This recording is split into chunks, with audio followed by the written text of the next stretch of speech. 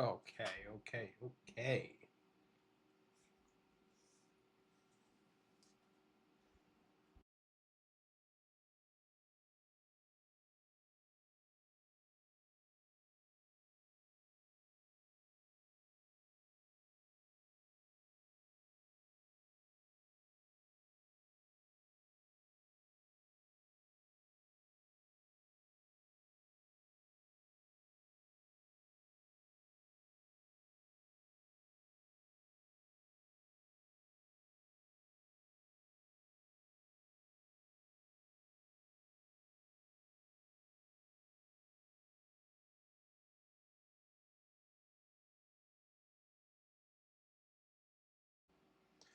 What's going on, everybody? And hello, Twitch. And if you're watching this afterwards when I upload it onto YouTube, what's going on, YouTube? This is going to be something a little new that I am going to be doing on my Twitch channel now. Most of the time, it's going to be every Monday. And what I am going to do is, and unfortunately, I know it is very late into the NFL season. Football is obviously the sport that I follow the most. I do follow baseball a fair amount, so we can get into that. But the nice thing is the NFL offseason isn't always as dull as what the um, MLB offseason is. So that's kind of the nice thing. Nice thing is, though, however, when you have the MLB offseason, also tandeming in, it's football season. So you can kind of tie everything into that. No, I unfortunately do not follow basketball. I can I don't even want to give hot takes on basketball because at the end of the day, I don't follow basketball that much anymore. I used to when I was a kid. I don't follow basketball anymore. I don't even play 2K. And no, I actually don't follow the NHL either. I know, kind of surprising. I do live in Philadelphia. If you guys did not know, I live in Philly. I do not follow the NHL. Hockey just has never really been my sport. I have dabbled in NHL games in my past, but I prefer not to play them. I'd rather play something like Madden or NCAA or something like that. But the good news is too, we can also do this while talking about video games as well. So if you guys don't know, most of what my YouTube and my Twitch channel always has been always revolving around gaming. Um, and I decided, and recently I have really thought about wanting to start a podcast. And I never knew if I wanted to start a podcast as a solo creator because I know being a solo podcast creator can be very difficult to begin with. But I think I am just going to start a podcast where I am just going to put on a full on yap session. So that's kind of what this is all going to be. It's going to be a full on yap session. During the NFL season, it is going to be obviously the episodes will be a little bit longer because I will be going through and breaking down every game. Um, and I might honestly move these episodes to Tuesdays where they get streamed and then upload it on a Wednesday. Now it's a little crazy because I know the New Heights podcast comes out on Wednesdays. Maybe this is something that I upload later on Tuesday night because I can always do it during the day on Tuesday. Because at that point, once everything's all done, we can go through, do Monday Night Football. Thursday night at that point has already started.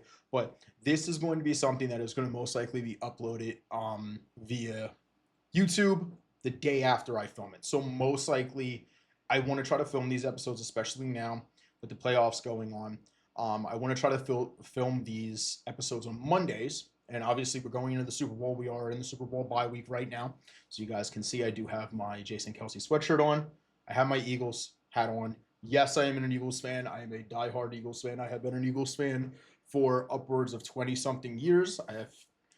But I like to say that I am very unbiased and I'm not like typical Eagles fans. I can admit when my team sucks. I can admit when our players are sucking, but I am not. I can tend to be a bit of a homer, but I am not your typical Eagles fan that likes to harass the opposing team's fans or anything. I can sit here and say to you, yes, I think even if this player is in our division, I think he is really good. You guys will see that when I do my breakdown of the Commanders and Washington game. So, without further ado, for anybody who does not know me or does not know my backstory, my name is Nick. On Twitch, I am known as Outcast. Most of my longtime followers have always called me Outcast. You can call me Nick if you are new. especially in YouTube, please feel free. You can call me Nick. I'm cool with being on a first name basis with everybody. I am 29 years old. I do live in Philadelphia. I am originally from the Lehigh Valley, so about an hour north of Philadelphia.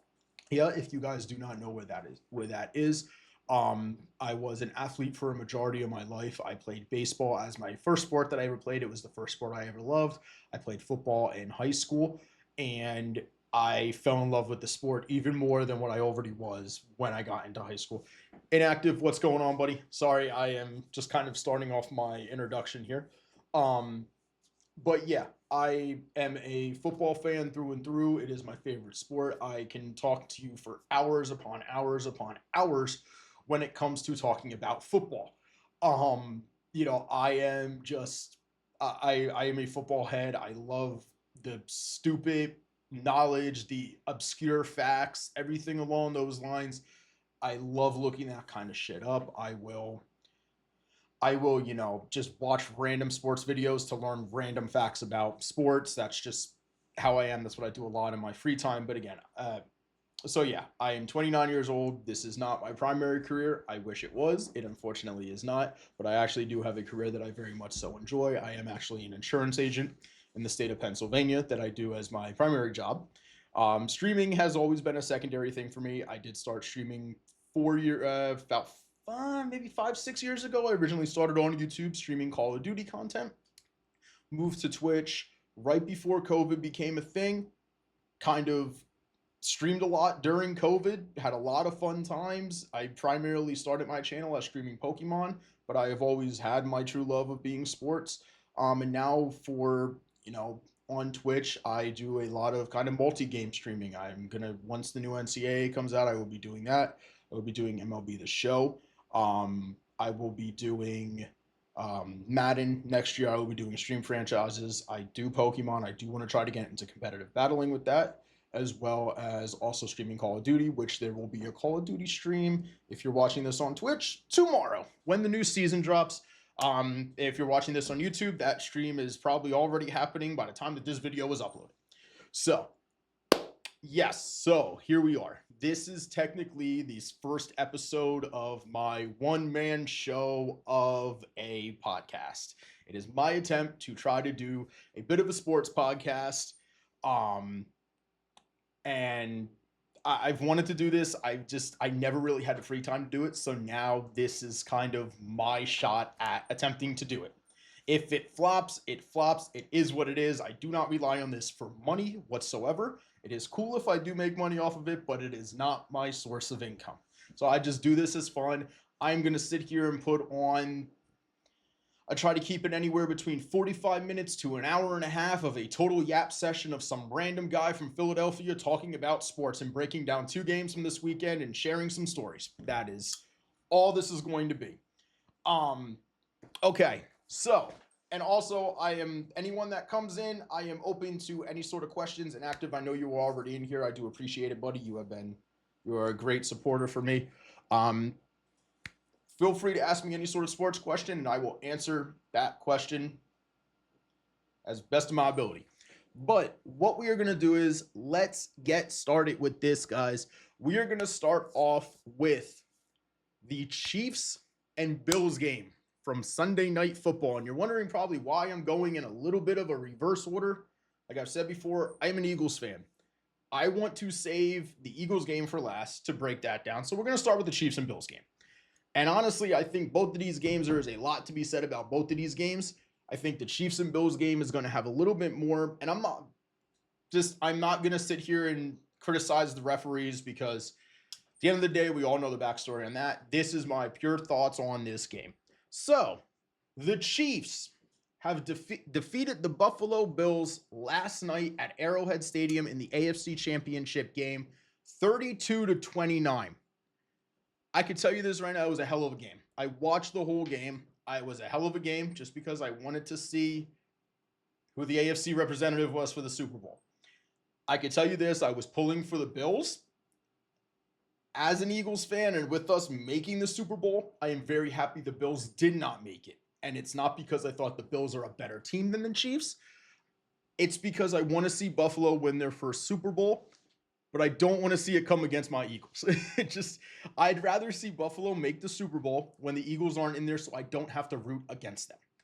I don't want to see Buffalo try to win a Super Bowl against the Eagles. I'd rather my Eagles win the Super Bowl over Buffalo winning a Super Bowl. So, Kansas City has defeated Buffalo 32-29. This game, all in all, was it was a very good game. And I mean, a very good game. It was a very competitive game. Yes, we all know about the blown calls that happened that the referees made. The tight, Buffalo should have had the first down. I think it was to Kincaid. I want to say, yeah, I'm pretty sure it was to Kincaid. He definitely had the first down there, and the Josh Allen QB sneak, that was definitely a first down. I'm going to leave it at that. All right. I know there was a lot of other calls. The Xavier Worthy, was it Benford? I don't think it was Benford, but the Xavier Worthy catch that they ruled a catch, that shouldn't have been a catch. That was an incompletion all the way. It was not a catch. However, let's just get down to the nitty gritty of all this. Let's just get into the stats, man. The stuff that I really like to know about. So, kind of going quarter by quarter with this breakdown. Kansas City, after the first quarter, was up 7-3. Very good, very competitive first quarter.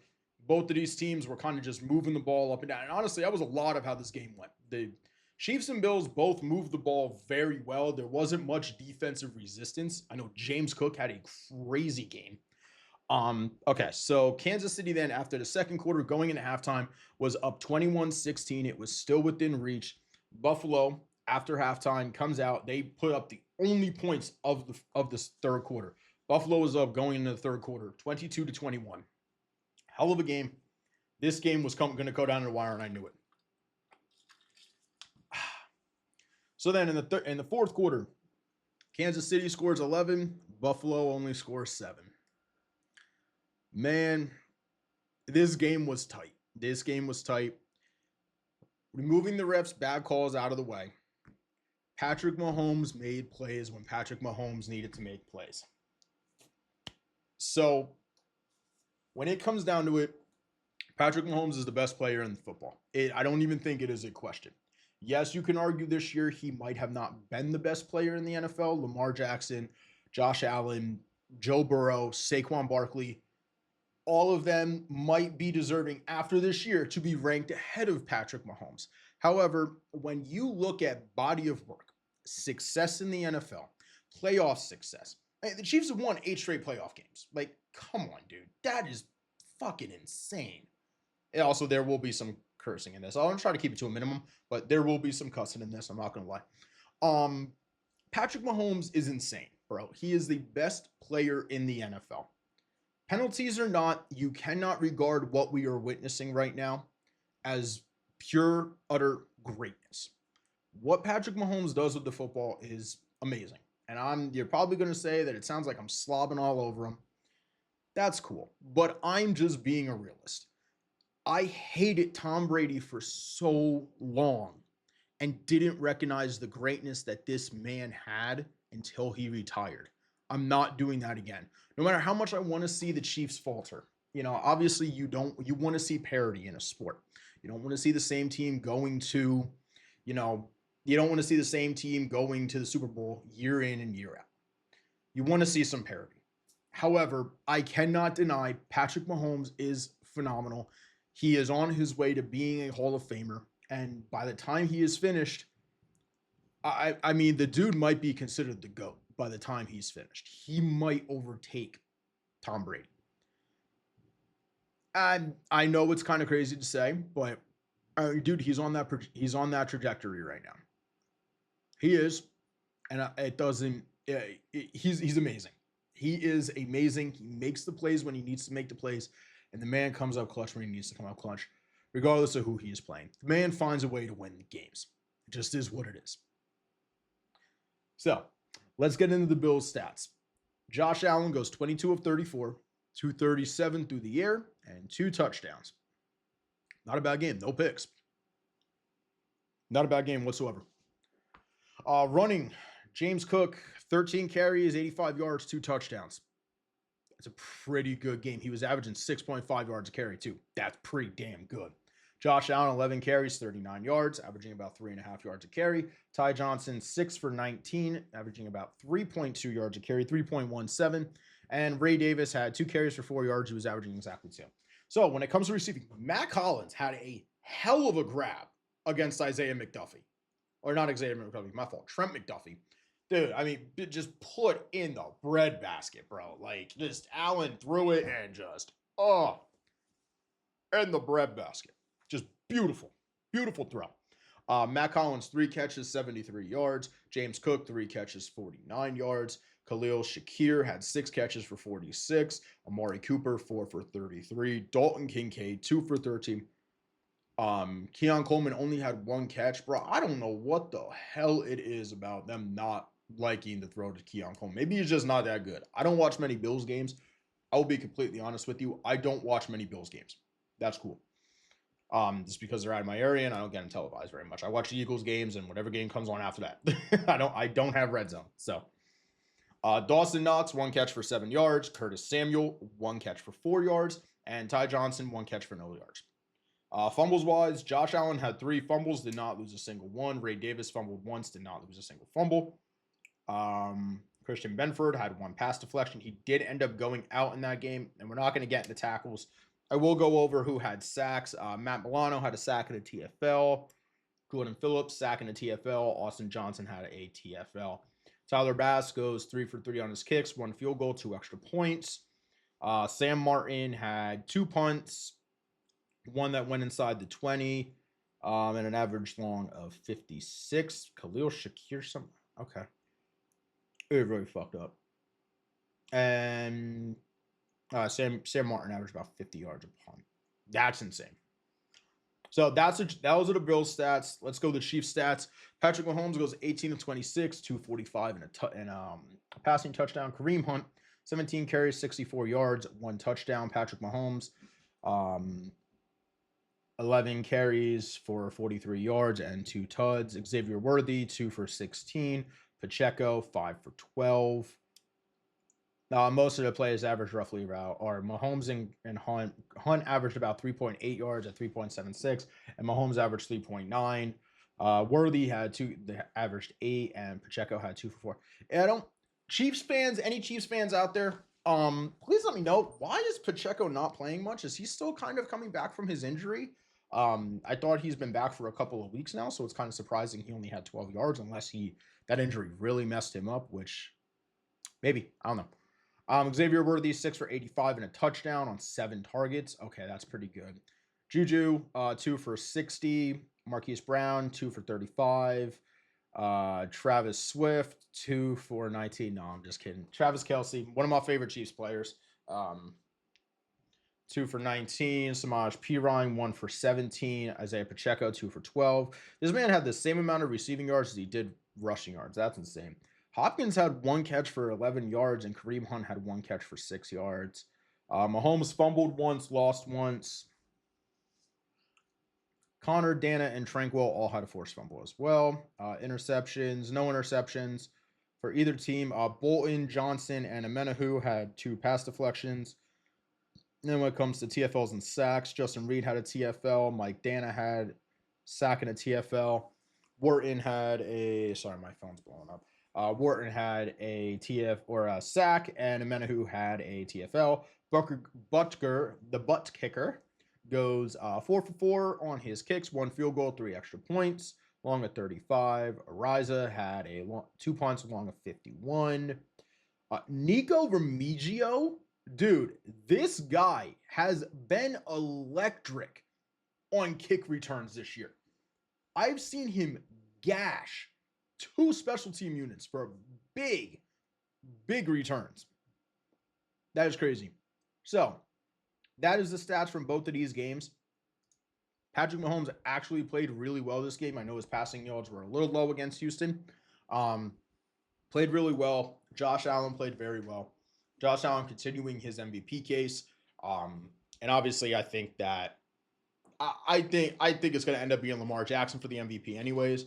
But you know, it's Josh Allen. It'll be Josh Allen.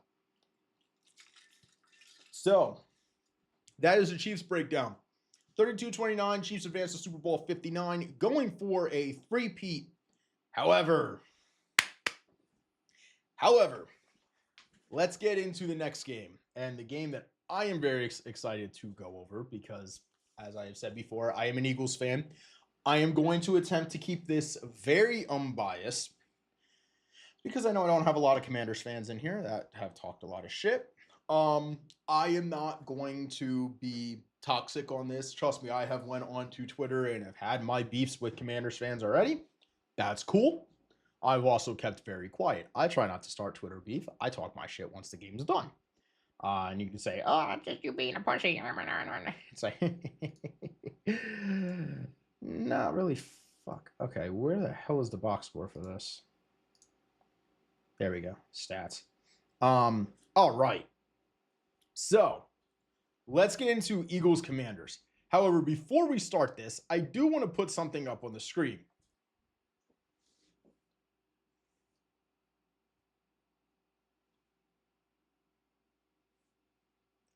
Right over here.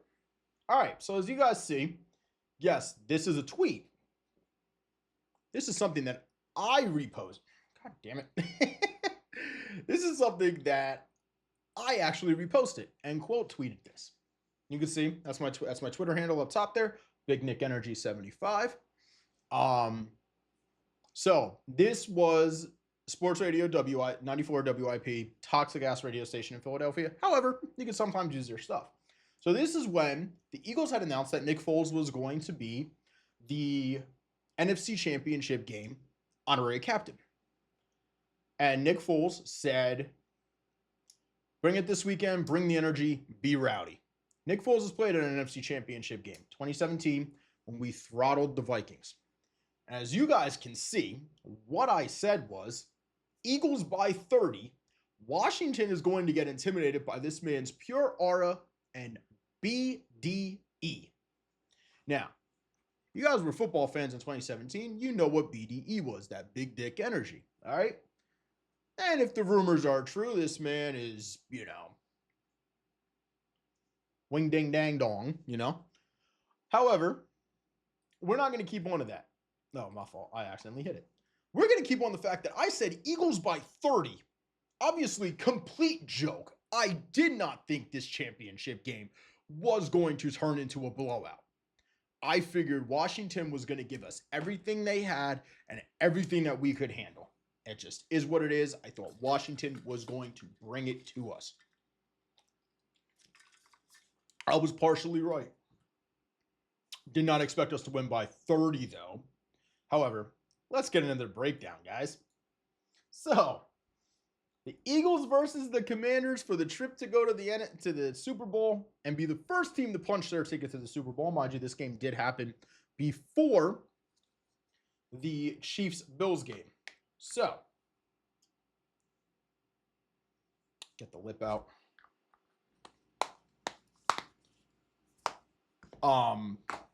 So that's why I big time watch the Chiefs and Bills game. So Philly coming out of the gate in the first quarter, 14-3, going to halftime, 27-15. Coming out of that, it is 34-23.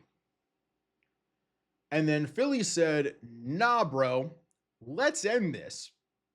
But let's demoralize them at the same point." Philly scores 21. Actually, no, I think it ended up being 28 unanswered.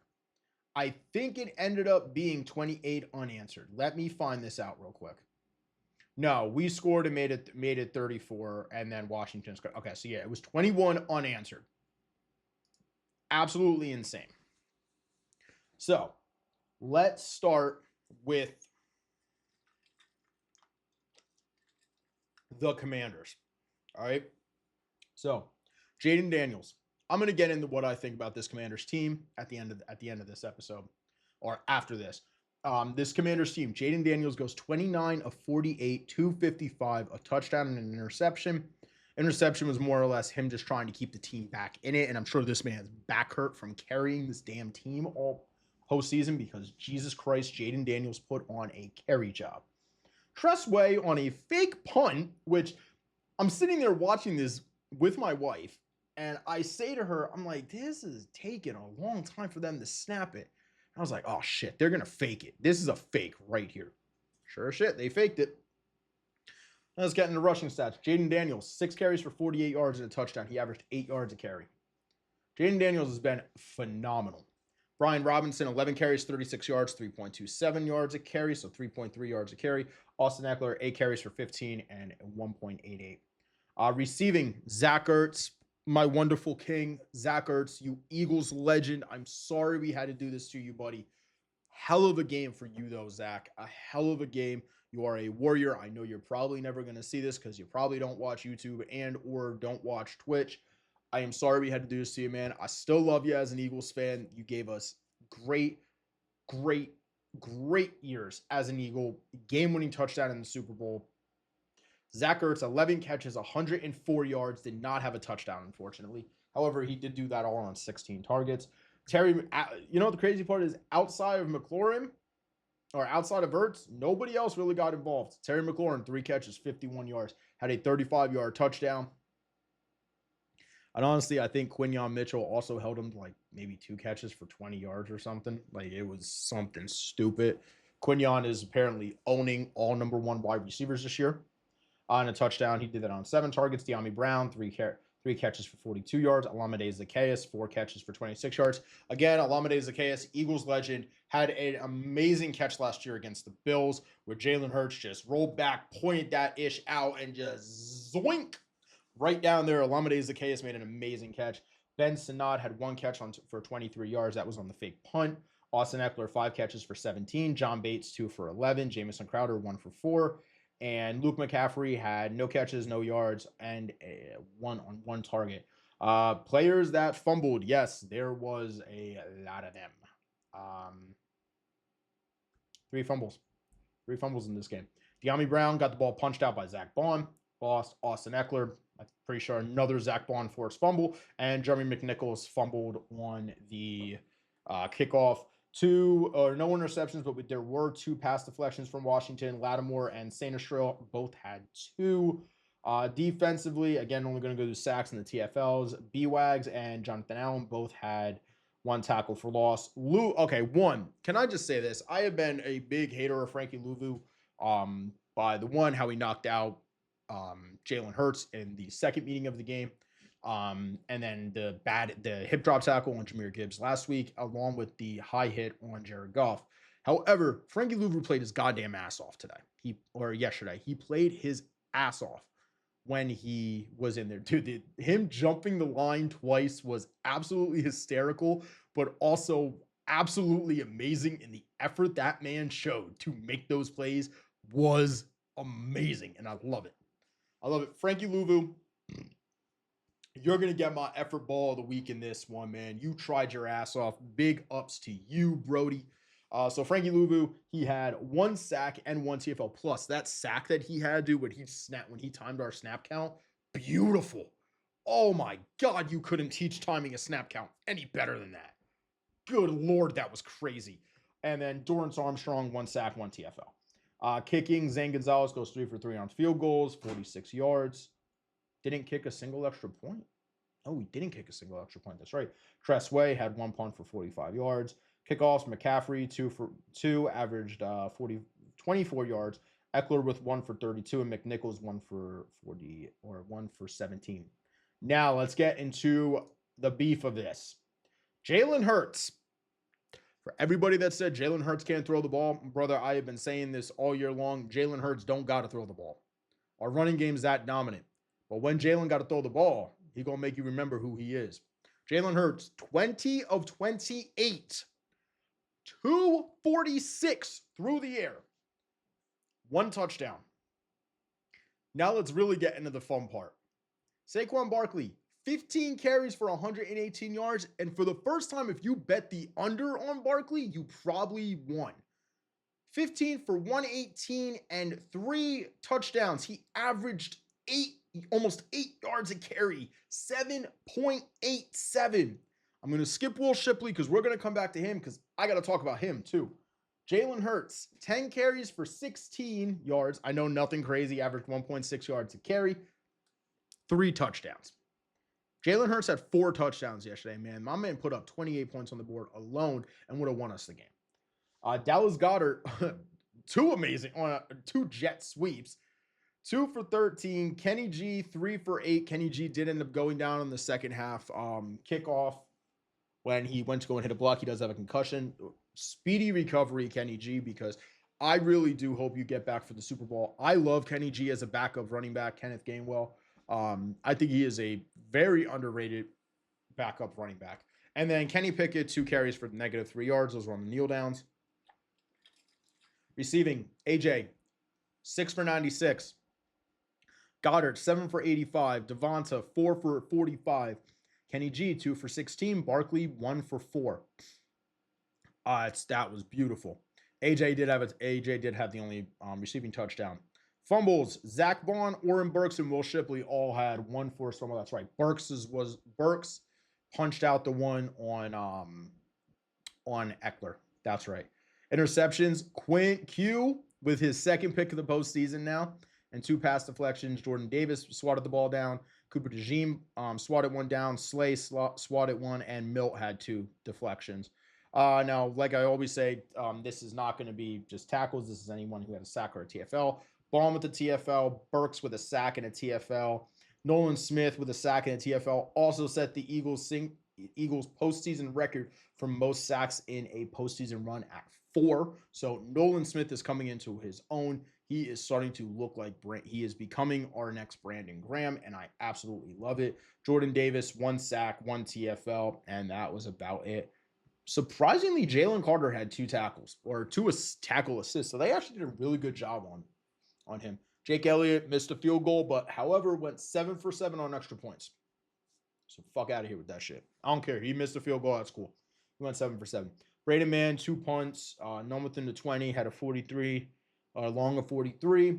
Kickoff returns, Will Shipley had 3, average of 29.33. Kenneth Gainwell, 2 for 19.5, and Isaiah Rodgers, 1 for 24. Brady Mann had an average of 41.5. That's right. And I also forgot to say this. Will Shipley, 4 carries, 77 yards. Brother.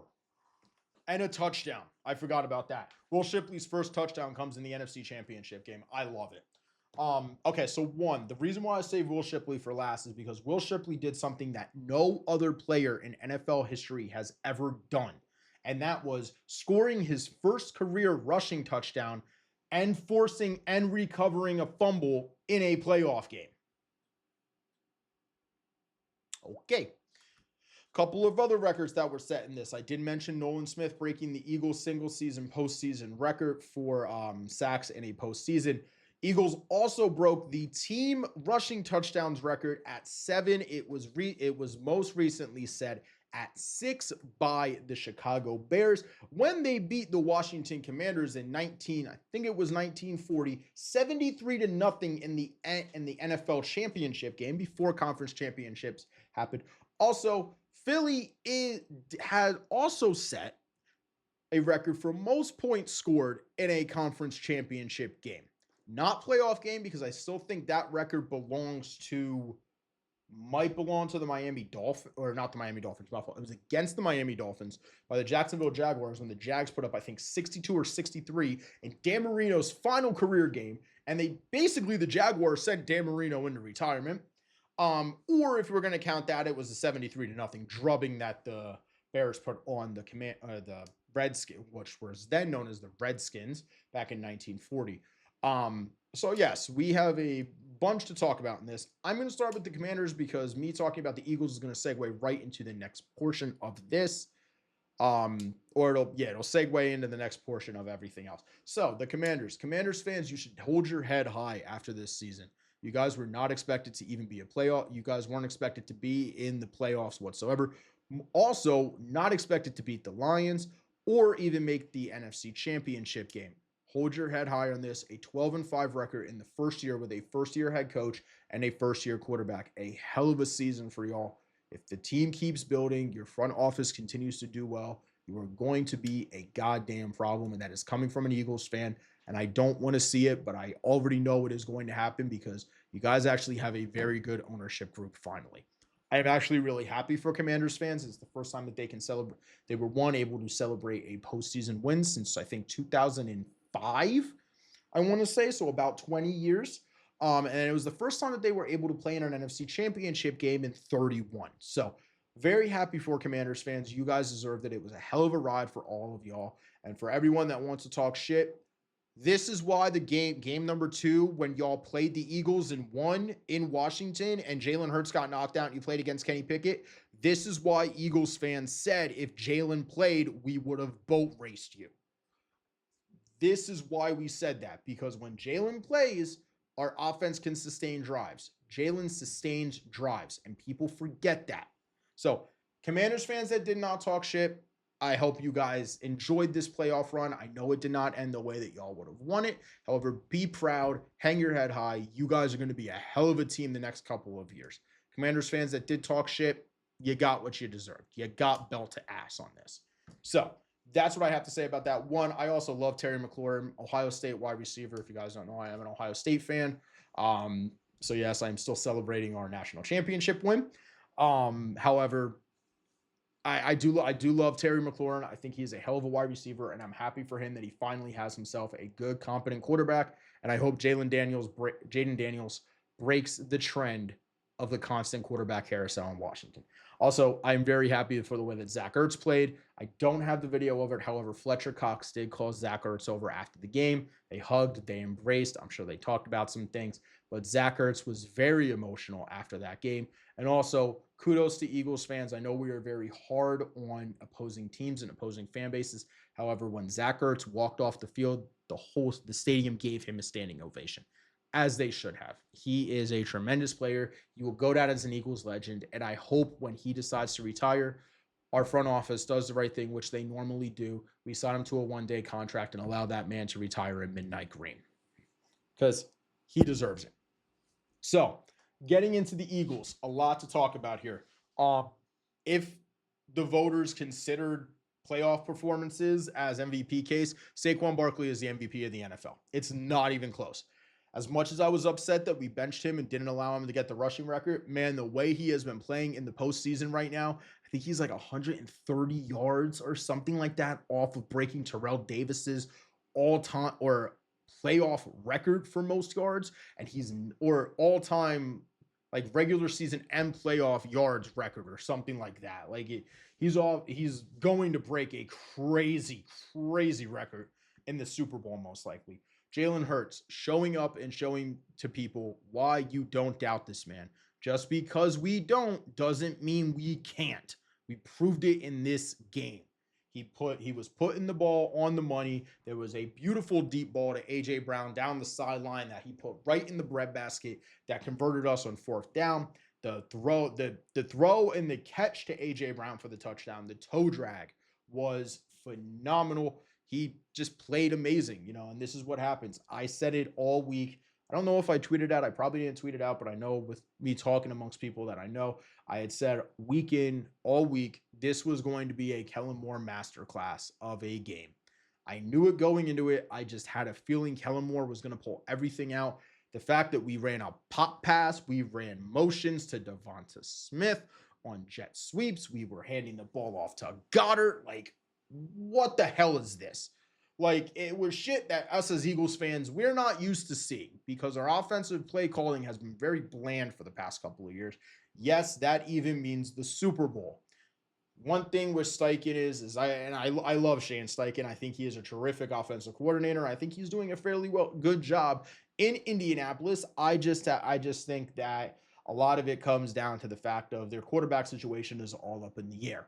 So, but Steichen is a phenomenal play caller.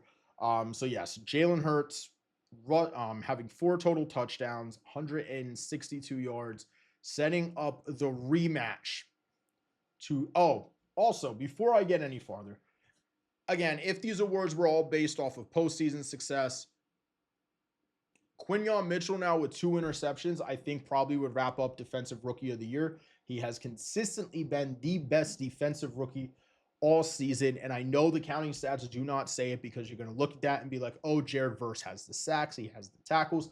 Mike Sainristil has the tackles as a cornerback, even though tackles as a cornerback is not a good thing.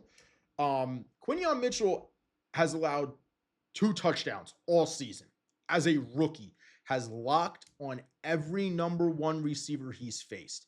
Evans, Watson, London, Olave. Who else did we have in there? CD. He put CD in hell twice, I'm pretty sure, actually. Neighbors got put in the blender once against him. He's locked Terry twice now, including the playoffs. Cup and Nakua both got locked by him. Just a phenomenal play this year by Quinyon Mitchell. Cooper DeJean has not allowed a single touchdown all year. Granted, he's only been playing since week 6. He's only been playing since week 6, so he has a little bit less of a sample size. However, Coop has been just as good as Q. Other than Q getting beat by Terry in the game against Washington for a touchdown, and then subsequently got beat the following week by Brandon Cooks, but he's a rookie. Lapses are going to happen. It just is what it is. Darius Slay is having a huge bounce back season. I know there have been reports out of Philadelphia that he is preparing to play. He was preparing to play his last home game in Philadelphia in the conference championship game. I don't understand how, because the dude is still under contract for next year, unless he feels that the Eagles might cut him, which I hope that they don't. Huge career resurgence this year, has been an awesome player. And if that really is Slay's last game, whether he gets released or he decides to ride out in the sunset, subsequently, if we win the Super Bowl, Darius, I'm not even going to say Darius because nobody calls him Darius. Slay, you have been a tremendous Eagle. Everything that you have done for this team, you took us from seeing mediocre cornerback play to having you at corner for the past, I think, 5 years now, 4 or 5 years. It has been such a refreshing thing. I know us Eagles fans have been super hard on you, but that's because we know what you are capable of. If this really was your last home game at the Link, Slay, I hope you enjoy wherever you happen to end up next year or retirement. You have been an awesome mentor to Quinyon Mitchell and Cooper DeJean. They couldn't have asked for a better veteran to help lead them into the next season. It's like the same thing that could have been said with Fletcher Cox, Jalen Carter, and oh my God, I'm blanking. Jordan Davis. I had to look at the depth chart real quick. And Milton Williams and Moro Ajamo, all of them. And same thing with Brandon Graham. Graham potentially is retiring after this year. I know he had made it seem that he might not, that he might be, but then he might also be playing in the Super Bowl now, recovering from his triceps injury. He has been an awesome mentor to, Nolan Smith, Jalix Hunt, all of our edge rushers, man. I mean, if this really is the end for both Slay and Graham and potentially Lane Johnson, I have heard some murmurings that he might call it a career. I do not know, but if this really is the end of his career with the Eagles, if you guys ride out in the sunset on top, I do not blame you. Go out on top, go out on your own terms. You will be very much so missed, and you guys definitely will be retired as Eagles legends. I can tell you that, but we do really appreciate the service that y'all gave to us over the past. Graham has been here since I think 2011. He's been here a long time. Lane, you've been tremendous, one of the best tackles in football, and Slay, you continue to play at a high level.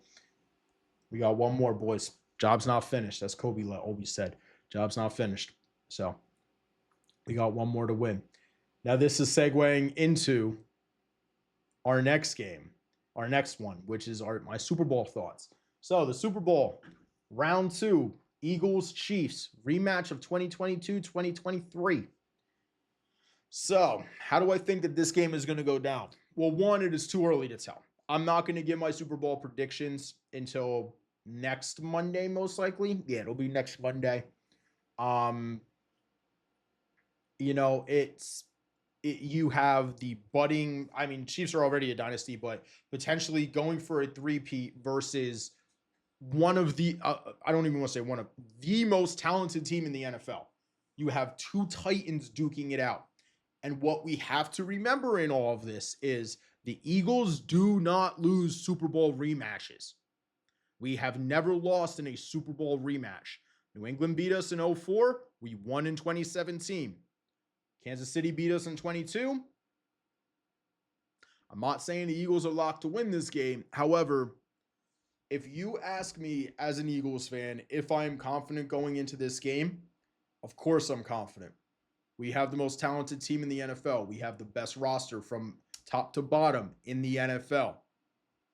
However, What is standing on that other side of the field is something that has not been done before and is history in the making. So either one, I am going home February 9th, an extremely happy boy because the Eagles won the Super Bowl, or I'm going home February 9th saying, holy shit, I just witnessed history and the Chiefs becoming the first team to ever three-peat in the NFL. That is something that is very, very rare. And also, Jalen Hurts is the first quarterback in over 30 years to go back to a Super Bowl after losing his first bowl. Now, it's been done twice in fairly quick succession. John Elway did it, and then Jim Kelly did it. However, the Bills went on to lose 4 straight Super Bowls. So, big reason why I want the Bills to win a Super Bowl, just not against my Eagles. So you got two Titans duking it out, facing off in the biggest game of the NFL season. A lot of people are like, we're not going to watch a Super Bowl because it's just going to be a ref bowl because they think the Eagles get all the calls and then, they think the Chiefs get all the calls and all of this. Guess what? It is what it is. You know what? It is what it is. I sit there and look, and I'll even watch the game and be like, no, it's a justified penalty. No, you probably should have thrown that flag. I'm like I said, I am very unbiased in my opinions while watching an NFL game, especially even if I'm watching my Eagles. It's like, oh shit, okay, that should have been a penalty, even if it was on us. Yes, he hit him high. It was roughing the passer. Yes, it was pass interference. And if we don't get a call, it's like, what the fuck are you doing, man? Like, come on. You got to throw that. Lattimore was holding AJ most of the game because he can't hold it. He can't guard him. So it's very much so like, brother, it's a little crazy out here. You know what I'm saying? Okay. So those are my thoughts on the Super Bowl. You got, I would say David versus Goliath, but you got Goliath versus Goliath. It's King Kong versus Godzilla. It's Titans going up against each other. And I'm not talking Tennessee. We're talking the two best teams in the NFL right now. It is what it is. Lions fans, eat your heart out. I don't think Lions were beating the Eagles anyways. I really don't. And you probably would have watched the Rams game and the Packers game and been like, this team ain't that scary. It's like, yeah, Jalen Hurts coming off of a concussion. That's one. Weather conditions when a full running the ball game. I know Rams fans are still pissed off about that because they're like, oh, well, we would have won this game if it wasn't snowing. It's like, no, you saw what we just did to Commanders. If it was 40 degrees in the fucking divisional round, y'all were getting boat race too. We dropped 3 picks. A deep ball to AJ Brown, and a normally easy catch by AJ Brown. They weren't beating us, man. We are way too talented to lose these simple games. But like I said, I'm not going to give my Super Bowl predictions this year or yet. I will give them next week going into the game, but it won't be this one. So going into that, I do want to talk a little bit about my Eagles fandom. So like I mentioned in the open, I have been an Eagles fan since I was like 5 to 10 years old, something in there. I was born in 1995. And my first memory really watching football was watching the Bucks Eagles NFC Championship game with my dad. Now, granted, I didn't really grasp the concept of football back then. I was 9 years old, dude. I was a 9-year-old ADHD kid. I couldn't sit down and watch a football game for 3 hours. And now it's like, okay, Sunday, you block it off. My wife knows, got to go and get the errands done before the Birds play. Because if the Birds are on, I ain't doing anything. That just is what it is. So me and my 9-year-old ADHD brain did not really understand the game of football, but I rooted for the Eagles because that was my dad's team. My dad rooted for him. I rooted for him. I truly feel when it comes to you picking a fandom, you either root for the team that your dad likes, you root for the team that your dad hates, or you root for your local team if you're not, if the team that your pops likes or whoever got you in the football likes isn't in the same state as the other team. So I will say this, my grandfather was a Cowboys fan. My grandfather was a longtime Cowboys fan, actually. And reason why is because I have a not blood related, because just how my family dynamic is, not blood related, but like related on my grandfather's side. Like my mom's adopted, and this is all gonna kind of tie in. So my mom's adopted, but a cousin on my grandfather's side of um of the family tree was a Dallas Cowboys cheerleader. That's why my grandfather was a Cowboys fan. And funny enough, the first NFL jersey I ever owned was a blue Emmitt Smith jersey. Yes, my first NFL jersey was a Cowboys jersey, and I still hate the fucking Cowboys. So I will say this though, Emmitt Smith is probably the greatest running back in NFL history. One of the greatest running backs in NFL history, before I piss somebody off, which I already know I'm probably going to at some point with something that I say. But anyways, yes, my first experience with watching the Eagles play was watching them with my dad, just sitting there relaxing. I remember my dad cheering for them. All of that. Hey, welcome in. First time chatter. I do not know how to pronounce your name, so I'm just going to call you F1. But yes, my first experience watching football was watching it with my dad in 2004 with the Eagles and Buccaneers. It would have been 2002. It was in 2004, but the 2003 season. Watching the Eagles Buccaneers NFC Championship game, that Bucs team went on to beat the Raiders in the Super Bowl in an absolute blowout. John Gruden was the head coach of the Raiders, got canned, and then something is some things went down, and then bing bang boom, this is what happened. But then I remember 2005. So this is now mind you, I have been watching football for 20 years, roughly, something like that, about 20 years. All right. So in my first 2 years of watching football, I saw 2 NFC championship games back to back and 1 NFC championship win. So we then the following year go on, beat the Falcons, make it to the Super Bowl against New England. We lose to New England. New England was the last team to attempt a three-peat. And well, they lost the following year. However, the Eagles made it to New England beat us, and then yes, they beat Carolina the following year, who we lost to in the NFC Championship game. So mind you, my first 3 years of watching football, I saw 3 NFC Championship games. Fast forward to 2009, Eagles Cardinals. This is really when I started understanding football, like really understanding football. No, I'm talking about American football.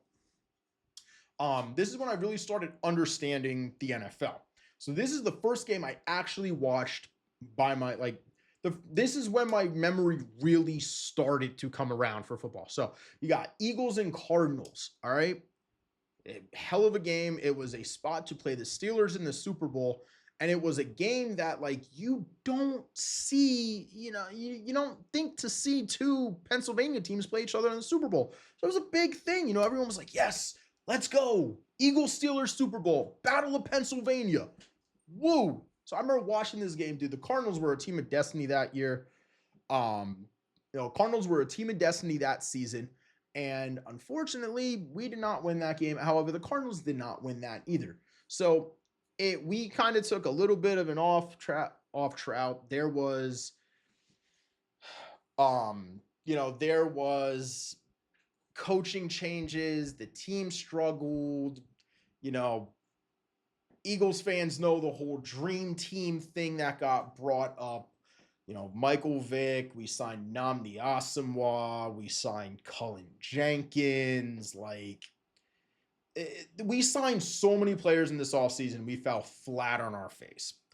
So it was really a while till we got back to being contenders. And then 2017 happened. 2017, 2018 happened. And now, again, my first 3 NFC championship games, I was a young kid. 2017, 2018, I was 21.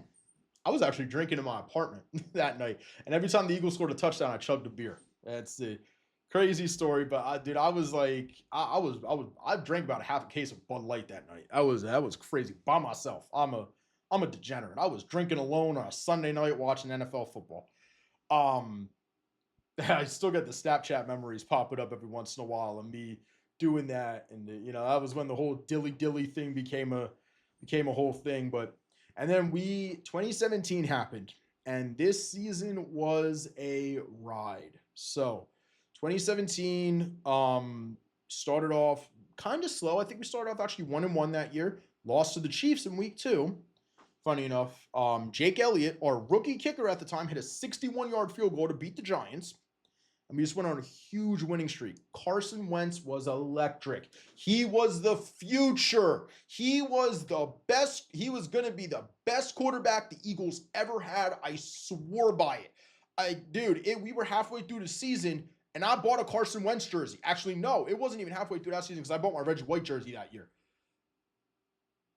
After Carson Wentz's rookie season, I bought a Carson Wentz jersey. I never buy rookie jerseys or first-year player jerseys. I never do it. But I was so sure Wentz was that guy. I was so sure he was that guy. The dude went on a tear. Should have won MVP that year. I don't care if you were injured. Brady shouldn't have won it that year. Wentz should have won the MVP. He was electric. Wentz goes down in week, I think, 15 with a torn ACL. He's done for the year. Here comes backup quarterback, former 7-touchdown in one game throwing Nick Foles. We get out of that game. We struggle the following week. We limp to the end of the regular season. I think we went 13-3 that year. 13-3 or 14. It was definitely 13-3. We get the number 1 seed. We go into the playoffs, and we are underdogs in every game. Get the bye week that week. We play Atlanta the following week. So we beat Atlanta on a last-second pass breakup to Julio Jones. We go on, we slaughter Minnesota, and then we get to the Super Bowl. And this was now the second Super Bowl me and my wife had ever watched together. Now, I will say this.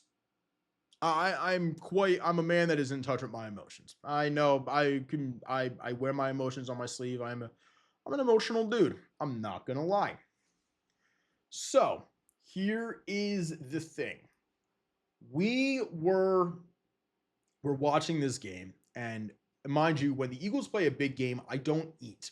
I ordered a lot of food for this game because I knew I was going to have leftovers. I was a college kid. I wanted as much food left over as what I could get. We're watching this game, and it's like, I'm not eating, man. I bought a big pizza. I bought wings. I had everything. So I got all this food. I just wasn't eating because I was so nervous, bro. And this is what started me not eating during big games for the Eagles. It's what started it. So we go through. Eagles end up winning the Super Bowl. It's our first Super Bowl in team history, and that's where the Philly special came from. Nick Foles, easy, Carroll. Goes to the side, taps Lane Johnson. They hike the ball. Not Miles Sanders. Corey Clement gets it. I think it was Corey Clement. But don't check me. I could be wrong there. Clement gets it, pitches it to Trey Burton. Burton comes over. Nick Foles wide open in the end zone. Touchdown right before halftime. We're up on the Patriots.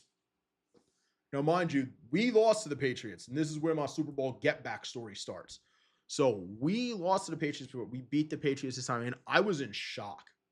Like, I'm not going to lie. I was in full-on shock. I was like, there's no fucking way we just won the Super Bowl. There was no way we just won the Super Bowl. And I remember just watching it, and I'm just in disbelief. Like, I'm quiet. I'm like, there's no way that this just happened. Like, I can't believe this. So I go after the game, take my then girlfriend, who is now my wife, back to her dorm room. And I'm driving back, and I just get back, and the coverage is still going on. And I walk into my apartment door, and I just see it, and I close the door, and I just remember falling to my knees, and I just start crying for the first time as an Eagles fan. I was like, holy shit, we actually we won the fucking Super Bowl. Holy shit. This is insane. I was in so much shock that I couldn't believe it. almost. So we went through. Obviously we win that. The legend of Jason Kelsey is born in the Super Bowl parade. Going up there in the Mummers outfit. If you don't know what a Mummers outfit is, it's a New Year's Day outfit that. No, I cried because I was so happy, man. I cried because I was so happy. Um, yeah, Jason Kelsey wearing the Mummers outfit, having a huge, giving a crazy speech after winning the Super Bowl. I still wish I would have went to Philadelphia for that, but unfortunately, class was a calling, so couldn't get the excuse to get out of class. But anyways, after that, 2018, kind of a rough up and down year. Make the playoffs again, but dropped by Alshon Jeffrey, who was normally a very short-handed receiver. Kind of just ball went through his hands in the divisional round. And that kind of spiraled us into a bit of a kind of downward turn at that point, and then 2019, 2020 comes, and the Eagles draft Jalen Hurts in the second round, who is now our quarterback. And everyone was like, what the hell? Why are the Eagles taking a quarterback? I remember that draft, I was fucking fuming. I was like, why are we taking a quarterback? Carson Wentz is our future. We paid him a lot of money. Well, late in the season, Carson Wentz gets benched. Jalen Hurts comes in, and I see him play the first game, and I'm like, this guy is, this is Donovan McNabb 2.0. The way he played, the way he ran, just reminded me of Donovan McNabb. And if you don't know who Donovan McNabb is and you watch the NFL, go look up highlights. The dude slung that rock around like crazy. So follow that season, we completely crash and burn. Terrible year. Doug Peterson, our Super Bowl winning coach, he's out. In comes this no-name, out of completely nowhere, head coach that was the play caller for Indianapolis in Nick Sirianni. Everyone's like, what the fuck? And then it's like, he has this flower speech when he first gets introduced, and it's like, oh man, this guy's gonna suck. Like, I think every Eagles fan thought it. Like, he was like, God damn it, this guy's gonna fucking stink. So that first year, we go 9-7 under Sirianni, and we're like, oh, okay, all right, maybe we got something here. It's all right, it's cool. Jalen Hurts, first year full starting as a quarterback. We had Devonta Smith coming off of his rookie deal. We go 9-7, get ass blasted by the Bucs and Tom Brady, and that's it. However, Brady goes to Jalen Hurts after the game and says, "Look, man, keep your head up. You're gonna do great things in this league." Whatever it happens to be, Brady is still a huge defender Brady's still a huge defender of Jalen Hurts. So 2022 comes, and the 2022 offseason is one for the memory books as an Eagles fan. It started with the draft day trade of us to go out and get A.J. Brown, a good friend of Jalen Hurts, mind you, and A.J. Brown's daughter's godfather is Jalen Hurts. So that shows you what their relationship's like. We draft Jordan Davis. All right, we make moves. C.J. Gardner-Johnson's there. Kazir White comes in. James Bradbury is brought in. Miles Sanders is coming into his own. Dallas Goedert now officially has taken over the reins as the guy. Nelson Aguilar is Quez Watkins was our number 3 that year. So our wide receiver core looked good. Our, running backs looked good. Our quarterback, there was a lot of questions. I remember I was on the bandwagon of like, oh shit, Russell Wilson's available. Let's go after Russ, man. Let's make a trade for Russ. I was on the bandwagon of let's make a move for Deshaun Watson. Thank fucking God Howie Roseman. I don't run the Eagles, and Howie Roseman and Jeffrey Lurie do, because holy shit, that did not work out for Cleveland. So we're going in this season. Everyone's like, we're kind of on the fence about Jalen. We're like, we don't know what to expect from him, but you know what? We got to give him let's give him a second full season. It's a new head coach. We now, Shane Steichen has officially taken over as the full-time play caller. Let's see what happens. Well, 2022, 2023 happened, and Jalen Hurts finishes number 2 in the MVP voting, I think he was up there for offensive player of the year that season, but I think McCaffrey won it over him. We make a crazy run to the NFC Championship game. We demolished the Giants in the divisional round. Mind you, I was at the game that we officially clinched the number 1 seed, week 18 against the Giants. I was there with my best friend. Me and him went and saw the game. I was also there the year before when Devonta Smith broke the Eagles' rookie record for most receiving yards when we played the Cowboys in Week 18. So I've been to a couple of very big games, always late in the year too. Very fucking cold. I don't know why. I love going to cold football games. This is very weird. But also the tickets are normally very cheap because one, the division's wrapped up, or we're either a shit show. It just is what it is. However, so we make a crazy run. We ass blast the Giants in the divisional round. We get to the NFC Championship game, and I will still say this: that game would have been so much closer if Kyle Shanahan, the head coach of the 49ers, did not put a backup tight end on the best edge rusher in the NFL that year, and Hassan Reddick. And Reddick came off the edge, blasts Brock Purdy, and destroys his elbow on a play. And at that point, the game was over. We won that game, I think, 38-13 or something. It was an insane game. 49ers actually ran out of quarterbacks in that game, which is why the emergency third quarterback rule is now a thing. So yeah, we go on, we play the Chiefs. Absolute classic of a Super Bowl. Final score ends up being 38-35. Unfortunately, the Chiefs get the dub in that game. All right, that's cool. James Bradbury on an unfortunate holding penalty at the end of the game. Should it have been called? Yes. It was more or less on the fact that Bradbury just got outright beat. And if he didn't, if he didn't hold, the ball probably wasn't catchable. So it is what it is. But you know what? We lost the game. I think a lot of us sulked. We lost some guys over that offseason. Kazir White leaves. TJ Edwards leaves. Javon Hargrave leaves. CJ Gardner-Johnson leaves. We lost a lot. Was that last year Sanders left? Yes, Miles Sanders leaves. Well, then Howie Roseman goes fucking nuclear in the draft. First round pick, number 9, Jalen Carter. Pick number 31, Nolan Smith. I think that was the year that we drafted Cam Jurgens, if I'm not mistaken. We made a draft day trade. We got Keely Ringo in that draft. We got Eli Ricks as a undrafted free agent. We traded for DeAndre Swift. I kept saying DeAndre Swift, Philadelphia kid, mind you. So we brought him home. We looked good. We looked real good going into this year.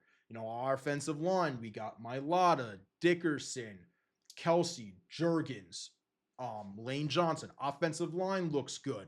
Defensively, we knew we were lacking at linebacker. Not that big of a deal, but we also, Hassan Reddick also played that year. Did not produce as well, but it's fine. Fletcher Cox was still there. We had a deep defensive line. Bradbury was coming off of an all-pro season. Slay was there. The only difference was we no longer had CJ. And you don't think a safety was making that big of a difference. However, we did go out and trade for Kevin Byard, another Philadelphia kid. Shout out Philly, bringing out all these athletes.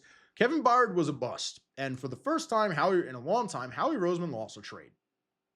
All right, not that big of a deal. However, linebacker play deteriorated. Just by the end of not only that, over the offseason, we lost both Shane Steichen and Jonathan Gannon, who maybe Gannon cost us the Super Bowl by not adjusting in the second half. Yeah, maybe, probably. But you know what? We started off the season 10-1. All right. Took an L to the Jets, but we were 10-1. We went through the gauntlet of the schedule that we had. We beat the Chiefs, we beat the Bills, we beat the Cowboys. We were beaten. We beat the Dolphins. And by scores too. It wasn't just by like 2 or 3 points. No, it was by scores, bro. Chiefs was a close game. Bills was a classic, brother. The Bills was a classic. So we go on, and then we get to the 49ers game. And the 49ers game was the beginning of the end of that season, unfortunately. They absolutely blasted us. And there's no other way to put it. They blasted us. They destroyed us in that game. I think it was like 42 to 9 or something. destroyed us. Dallas, ass blasted us. Seattle, lost on a last second drive. Beat New York on last second on Christmas Day in a way too stressful of a game. On my birthday, the game that I went to, the Cardinals game, little did I know it was going to end up being Jason Kelce and Fletcher Cox's last Eagles game. We lose to the Cardinals, and then we lose to the Giants. Brother, we collapsed, and we folded like a fucking board. We ended up finishing that season 10-6, got ass blasted by Tampa Bay in the wild card last year, allowing San Francisco to run the table, make it to the Super Bowl, and then Kyle Shanahan persistently not knowing how overtime rules work. Okay, how are you an NFL coach and don't know that? Whatever. Fast forward to this year and the off-season, that Howie Roseman put the NFL in a damn blender. Let DeAndre Swift go. Cool. I knew Saquon Barkley was going to be a free agent. And I was like, oh, nice. Barkley's going to be a free agent. I love that. Mind you, Saquon Barkley is from the Lehigh Valley, where I'm from. Also crazy fact. Let's go back to Kazir White real quick. I played against Kazir White in high school. He went to a rival high school of mine, also from the Lehigh Valley. Pretty fucking cool, right? So yeah, Kazir White, pretty decent offensive, backup. Let's fast forward to Saquon Barkley now in 2023. I played against Saquon Barkley in high school too. I played against Saquon in high school too. He was on Whitehall High School. I went to Central Catholic. We played against each other. Homecoming game. Yeah, man. He was a great guy. He's an awesome dude. Very humble kind of guy. Never thought he was too big for his britches. I've always liked Saquon as not only a person, but as a player. Has always been my favorite player. And I was on the Eagles hype train of the year that he came out that we needed to trade up and get him because I knew he would fix the future of us as running back. Well, guess what? We got him 6 years into his NFL career, and I'm perfectly fine with that. Because then Howie Roseman puts the NFL in a goddamn blender this year. Big bang. Saquon Barkley comes to town. Guess who else is back? C.J. Gardner-Johnson. All right. Oh, shit. We haven't addressed linebacker yet. Let's sign a couple of not very great guys in their past couple of stops, but serviceable guys. Zach Bond, Warren Burks. Sign a couple of other small, other guys that could make an impact. Mekhi Becton. All right. Looking kind of nice. Paris Campbell was a signing that we had too. Well, then the draft comes. And Howie Roseman puts the league in just an absolute torture chamber. How you let this man do what he does is insane. Howie Roseman in the first round drafts the top corner on the board, Quinyon Mitchell, Defensive Rookie of the Year candidate. Oh yeah, also on top of that, after last year, we fired both our offensive, defensive, and defensive assistant defensive coordinators. We fired all of our staff. So in the offseason, what do we go out and do? Kellen Moore, play caller. Great play caller for Dallas. Had some shit years in Los Angeles. That's cool. He had a bad rap in Los Angeles. Go out. We get the D coordinator we wanted the year before in Vic Fangio. If you guys do not know who Vic Fangio is a demon when it comes to being a defensive coordinator and a defensive play caller. The dude is one of the best defensive play callers in the NFL, probably up there with Steve Spagnuolo of the Chiefs. Coincidence? I think not. Spags is an awesome defensive coordinator. Vic is also an awesome defensive coordinator. So here is the thing. You don't think much of the moves. Draft comes. Quinyon Mitchell in the first round. Guess who we trade up with in the second? Washington. Cooper DeJean. We're bringing the white cornerback back, baby. Let's go. And he's not a safety. On top of that, in that draft, we get guys like Jalix Hunt. We're getting guys like Dylan McMahon. Very underrated. Very good guard, too. Pretty decent on the practice squad this year, actually. We also happen to get Axeman Jr. and Jeremiah Trotter Jr. Trot Jr. has played some pretty decent minutes, man. He really has, and he's been pretty good. Continue to add on. We did really well almost at the beginning of the season. Oh, Eagles have made a trade. Guess who we trade for? Jahan Dotson. Oh, guess what? Jahan Dotson, also from the Lehigh Valley. No, I did not play against Jahan Dotson. He was there after me. However, he played for a rival high school, not as close as like Whitehall. But no, he played. He was from the Lehigh Valley as well. So really happy to see him come in. So season starts, beat Green Bay and motherfucking Brazil. Struggle to start the season. Vic Fangio, everyone sits down. They have very hard conversations, and then kaboom, shit goes nuclear. Zach Bond, Defensive Player of the Year. Saquon Barkley going for the rushing title, MVP candidate. Quinn Young, Cooper DeJean, both Defensive Rookie of the Year candidates. Zach Bond, Defensive Player of the Year. I don't know if I mentioned him, but Bond, Defensive Player of the Year, potentially Breakout Player of the Year. Vic Fangio, Assistant Coach of the Year. Kellen Moore is coaching his ass off right now and is putting on a masterclass throughout the whole season. Nick Sirianni, the doubts of Nick Sirianni, of the Eagles fans wanting Sirianni gone during the bye week is very high because we are 2-2 going into the bye week. Guess what? We go and rattle off 10 straight until we lose to the Commanders and then finish the season by putting straight belt to ass on both Dallas and New York. Mind you, we gave the third stringers run, and not only did New York get carved by Pickett, New York got carved by McKee. Oh no, Kenny didn't play week 17 because Kenny had broken ribs. That's right. Dallas got carved by both of them, and New York got carved by both of them. All right, we're going to the playoffs. Number 2 seed. It is what it is. We win a tough one against the Packers, win the one against the Rams, and then put belt to ass against the Commanders. So here we are. So that's kind of my breakdown. In my lifetime, I have witnessed 7 NFC championship games that my Eagles have went to and 4 Super Bowls, one of which ending in a win. Now, what all of this is saying to me is I have been there through the good. I've been there through the bad. I am not a bandwagon fan whatsoever because I have been an Eagles fan since, well, I mean, technically, if you want to get technical, yes, you can call me a bandwagon fan because I started watching them when they were really good. However, I was also a kid. So right on the time you pick your favorite teams. But I've been there through the bad. I remember the Chip Kelly days. Oh, God, do I remember the Chip Kelly days. And yeah, so that's kind of it. And you know what, guys? We're at about an hour and 18 minutes into this. I think we're going to wrap this up. I hope you guys enjoyed the first episode of, I don't even know what the fuck to call this, probably Talking Sports with Nick or something like that. I don't know, but we are going to go, and that's probably what we're just going to call this, Talking Sports with Nick, whatever. But this is episode 1. I really don't know what to name it, but yeah, that is going to do it. I will be back again tomorrow.